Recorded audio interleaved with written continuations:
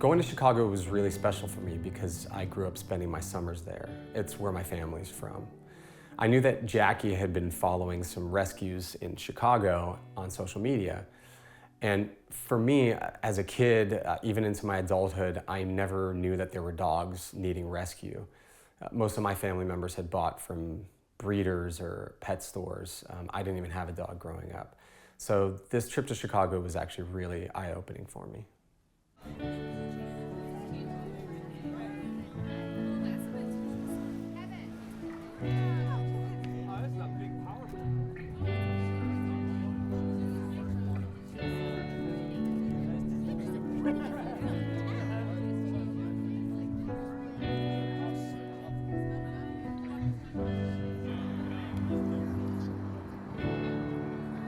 Hi, my name is Stephanie. I'm with Players for Pits, and we are based out of the western suburbs of Chicago, Illinois. I started Players for Pits in May of 2013 with my boyfriend, Ryan Copeland, who played professional baseball with the St. Louis Cardinals for a few years. He was in their minor league system.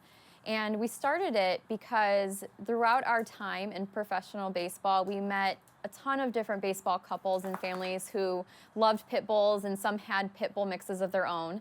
And we realized that we had a platform available to us to help a breed that we loved. So as soon as he retired, it was probably a few days after, I went to him and I said, hey, so what do you think about that idea we had a few years ago? And we kind of got the ball started right away. Pit bulls seem to be an easy target for a lot of people. A lot of homes where it's not really unstable, but it's not the best dynamic setup. They always want pit bulls because they're a tough-looking dog. And when you're in the inner city and you want something to protect your house, you're going to get a big, scary pit bull, and they're going to try to get the biggest one they can get. I mean, most of the pit bulls we come across, I have to say, that come in our rescue have been abused at one point or another. A lot are hand shy. A lot are neglected because they're emaciated and starved. Some have been beaten, some have been used for dog fighting. And here in Chicago, we have a very bad problem with dog fighting, and a lot of the community doesn't realize it. People don't think it's a problem because you don't hear about it as much. In the media, what you hear about is when a pit bull bites somebody or attacks somebody because that's what gets attention. But I think people do need to know that those dogs are they're still being mistreated here. And we still have dogs being left in vacant buildings for dog fighters. And there's a system and there's an underground thing going on here, and it's awful. A few years ago in Chicago, we had no program set up for dogs who were taken from their owners if their owners were going to jail, or if their owners were suspected of dog fighting, or they were actually caught dog fighting. Now the city of Chicago and Safe Humane have set up a program, and then they work with the rescues like us who are able to go in and help these dogs. And we get to learn everything about where they came from. We get to go to the court cases if we want to, in the trials and everything. And it better helps us educate people on the actual dogfighting world. Do you have a story or two about any dogs that you've specifically rescued? There's been two recently that we took in that were actually from dogfighting rings. The first one is Huckleberry. He was confiscated from a property with 5 other dogs, and they were all chained up to different trees in this person's backyard. The problem with his case is that it never went to trial. They signed over the dogs, and I think they just took a plea deal. The other pup, Britney, she's in our rescue. She's one of our Brian and Amanda Bickle Foundation dogs. She's being sponsored by them because she came from another high-profile case. Everybody involved wants to change the world. They all want to do something positive, and so we always have a great group involved. This is Britney. She's 6 months old. She's 8 now. She's 8 months old? Yeah. All right. Well, I guess she's 8 months old. She was rescued or confiscated from a high-profile fighting ring bus on the south side of Chicago. 16 dogs were confiscated from the property, her included. So she lived outside for the first 6 months of her life on a really, really heavy metal chain attached to the ground, and then had a wooden crappy doghouse to live in. She's a Players for Pits dog, and she's up for adoption. So we've been taking to a lot of adoption events and trying to get her some applications for her forever home.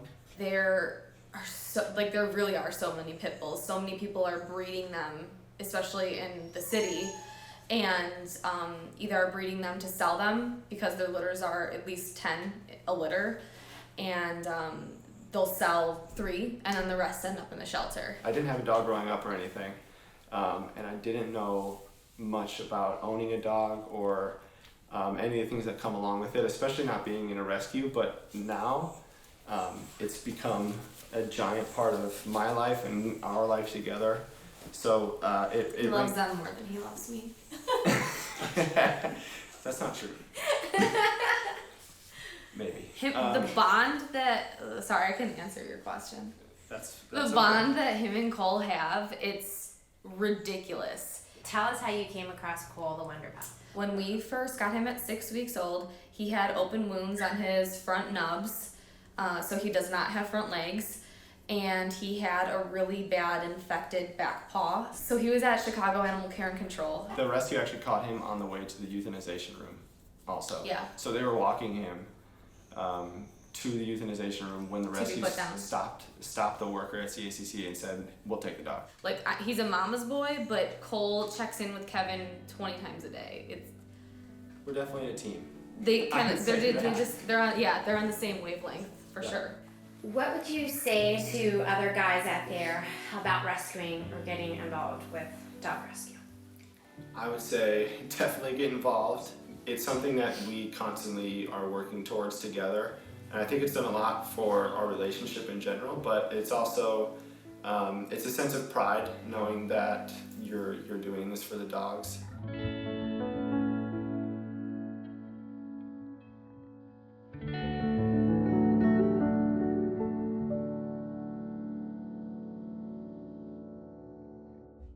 My name is Carrie Myers, and I'm the president and founder of the Puppy Mill Project in Chicago.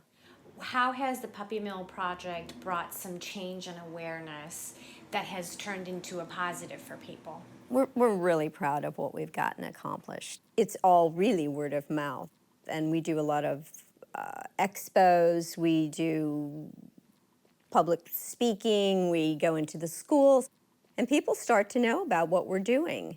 And the more they find out about what actually a puppy mill is and what's going on there, the more they want to get involved.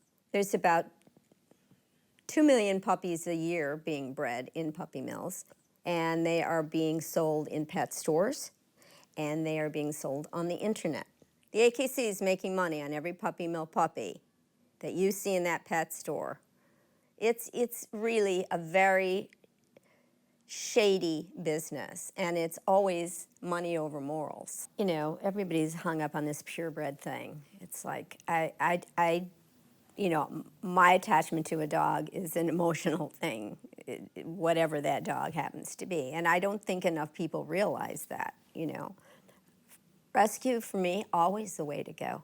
You know, if we're killing 3 million dogs and cats every year, and we're putting 2 million puppies into the system, there's something wrong here. The Puppy Mill Project believes nothing will change until the USDA is not responsible for puppy mills.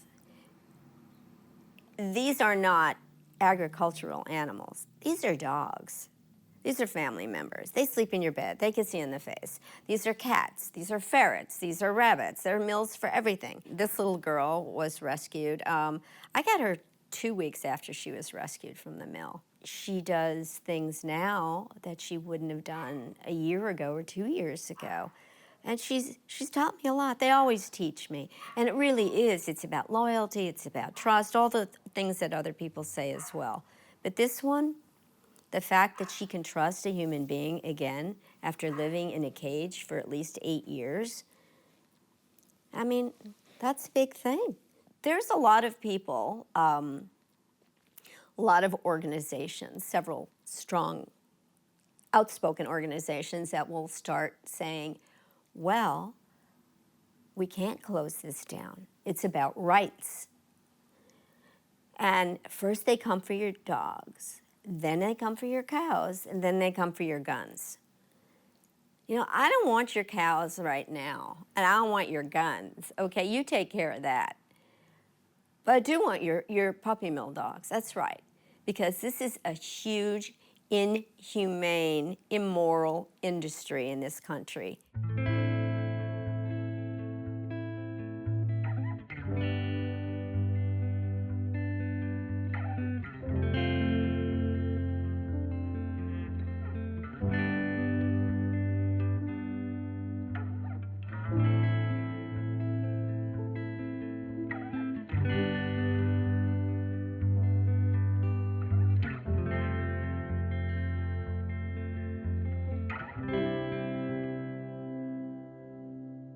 The mission is to give everybody else a chance to look through our eyes.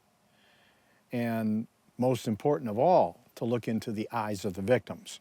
Doesn't matter if it's a dog, a calf, a horse, a bull, a pigeon, a pheasant. When I would go out, especially when I was on the ocean, when I was a shark hunter, I always had my camera.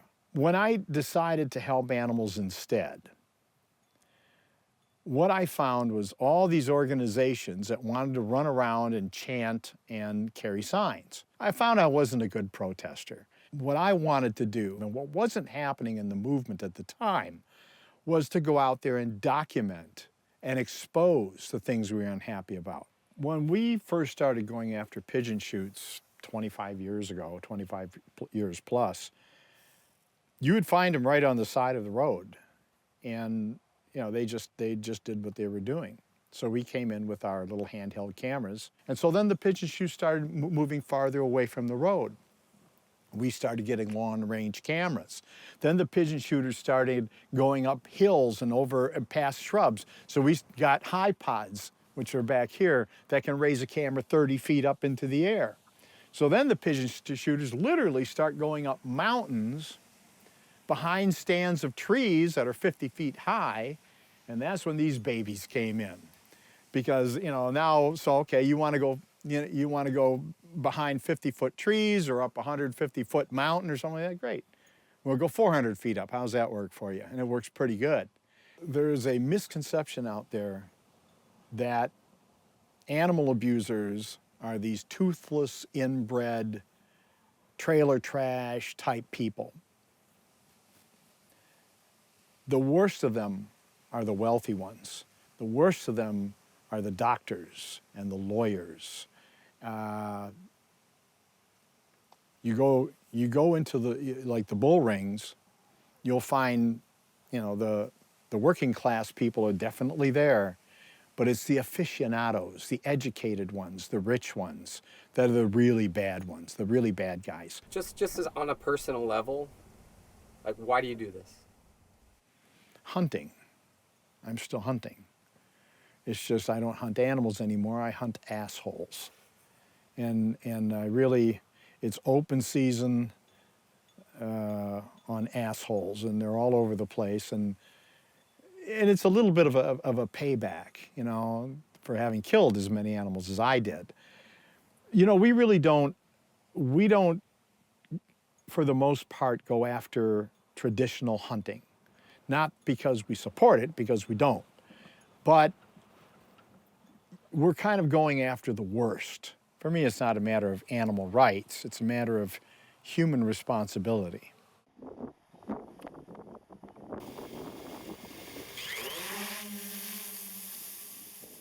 My biggest takeaway from my interview with Steve Hindy was really about this idea of personal human responsibility. I feel like if we don't take an assessment of some of the consequences of things that we do in our daily lives, that we keep going into this cycle of having to clean up messes. I look at the work that people like Steve have done, some of these rescues that we've met with, and I see how much they have to keep doing that. And I feel like if we kind of take a step back and put that onus on us, the responsibility on ourselves, that maybe we could possibly see some improvement in the conditions that we see right now. 50 was shot by a police officer, someone who should have been protecting him. You know, he ended up in the shelter, no fault of his own, and I got him in 2010. He lost his legs in 2007. I was looking to adopt a special needs pit bull, and I found a couple, and then someone showed me him, and it was like a picture of his face, and so I got him like a day later. This was a learning process for you. Oh yeah. The fact that he is so resilient and he's so sweet and he's not bothered by what happened to him, and the fact that he's a pit bull on top of all that, I think it really shows like the breed and how forgiving they are and loyal and not mean they are. We go to nursing homes, right? That's your favorite. If he goes in his wagon, he's like perfect level for like their wheelchairs to pet him, and he like knows they get all the good scratches. We go to schools and he teaches kids how to like approach dogs that you don't know on the street. How do you think 50 has impacted other people's lives and maybe the perception of pit bulls? I just hope that like he encourages other people to adopt, pit bull or not, just adopt, don't go buy a dog.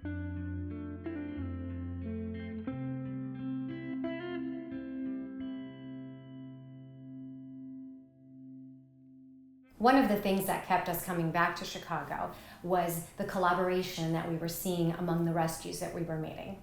It was never about who did what or who got credit for it.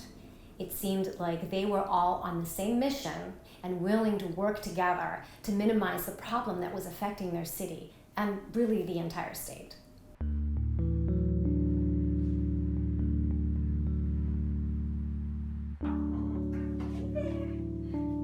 Tell us how One Tail at a Time got started and when you got involved with the rescue. So I started One Tail at a Time with a couple of friends in 2008, and it was just a reaction to us seeing dogs all over the place that needed help and finding out how bad the problem was in Chicago. So we decided just to start our own rescue group after we had all been volunteering with other groups.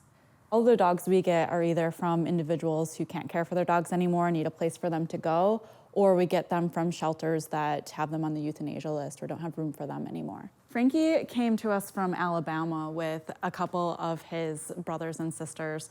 So it's a story we see a lot with the southern dogs and shelters where someone has a litter of puppies and they just don't want them anymore, can't care for them, so they need a place for them to go. So we take them in here. In Chicago, we have communities that don't have resources to care for their dogs, and we have people giving up their dogs left and right. Not enough adoptions, not enough people opening up their homes to dogs. What have you seen that keeps you going in advocating for the programs? Especially when we do the community programs, we're seeing people that just adore their dogs and it's their family members. So we're just giving them a chance to provide proper care, and people love taking advantage of it. And we get huge thank yous at our community clinics all the time, and people telling us that they thought they would have to give up their dog, but because we help them with resources, they don't have to. Chicago Animal Care and Control is our city shelter, and that's where the majority of our dogs in need are. And it's so overwhelming there because you can walk in any day of the week and there will be hundreds and hundreds of dogs in need. And it's heartbreaking because at any time we can usually only take like 3 or 4 at a time. People still go to pet stores, which blows my mind because you would think that there's enough information out there that links them to puppy mills. And it's undeniable at this point that dogs in pet stores come from puppy mills and that puppy mills have really bad conditions. And whether or not it's legal or the regulations allow it doesn't make it ethical. So the fact is that the puppy in the pet store might be cute, but the mom and the dad in the puppy mill are being abused. We're constantly in over our heads. There's always too many dogs and not enough fosters and not enough adopters. So if you look at it that way, it's really easy to get discouraged. But if you look at it the other way, our euthanasia numbers in Chicago overall are down. And our rescue numbers are up, and our adoption numbers are up. And there's new groups popping up all the time that are trying to help. So I think it's getting better. And it's a slow process right now, but it's a process, and we're getting there.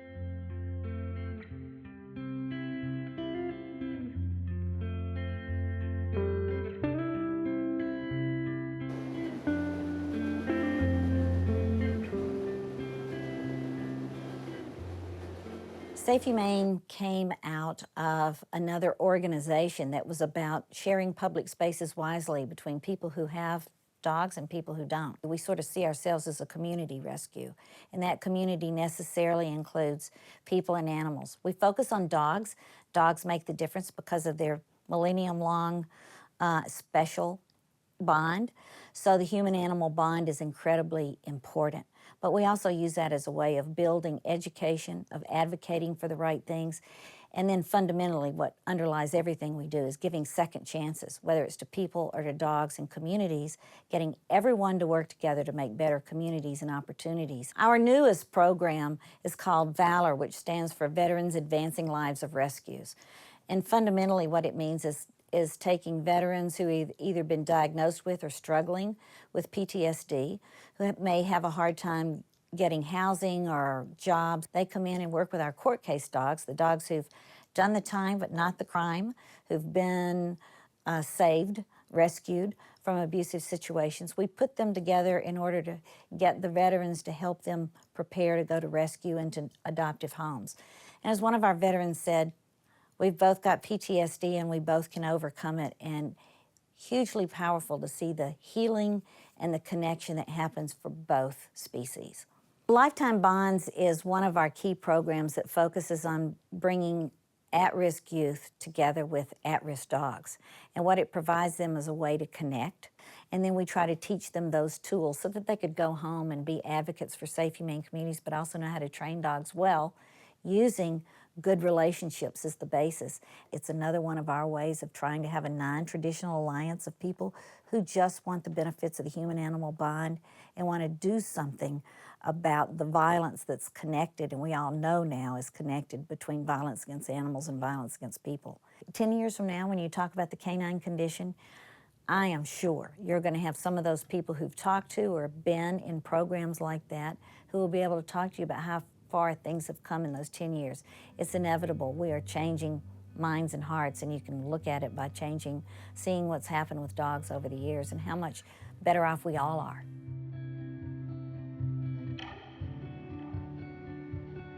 The whole time that we've been on this journey, it's definitely been difficult at times. It's an emotional journey, but rewarding, right? Nonetheless, I can't help but ask myself, as I meet so many wonderful people in rescue, what drives them to start their mission? And what I realize is that we all have stories to tell, and that as humans, we share more of a common bond than we think we do. The reason we started our foundation is because we have a pit bull ourselves. And when we got her, it was back in Canada, where we're from. They basically banned pit bull type dogs. And any dog that was born before the ban, October of 2005, they were okay. Any dog born after October 2005, they were taken and euthanized. You saw pictures of like piles of pits just kind of thrown in the back and thrown in the dumpsters because they were euthanized, and there were so many of them. Everyone else that didn't even know anything about pit bulls got scared. That's why I had animal care and control at my house all the time, because someone would be like, oh my God, one of those dogs that's on the news that are banned is in my building. Illinois, there's a big problem. There's a big problem. The shelters are just filled with pit bull type dogs. They're being overbred like crazy. And that's why one of our programs, we do free spay and neuter. We try to encourage that because there's too many dogs out there for more dogs to be bred. Anytime we have the word pit bull, we have it in quotation marks. And the reason being is because a pit bull is not a breed. There's no such thing as a pit bull. It's kind of like a slang term, really, just to describe the look of multiple dogs.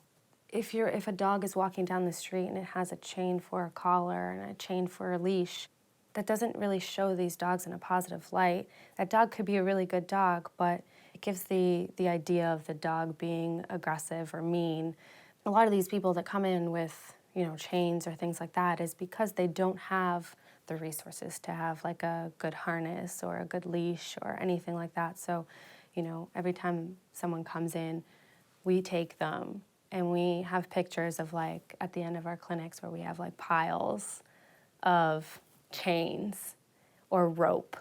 Everything that I do has a purpose and a reason, and I'm very passionate about it because I've lived it. And I can use these dogs in such a positive light because they're so good, and people forget that. People forget how good they are with kids. People forget that they used to be known as the nanny dog. People forget that a pit bull is in the Little Rascals. People have forgotten that and have lost sight of that. And so if I can bring that back, I can bring some positivity to the name pit bull.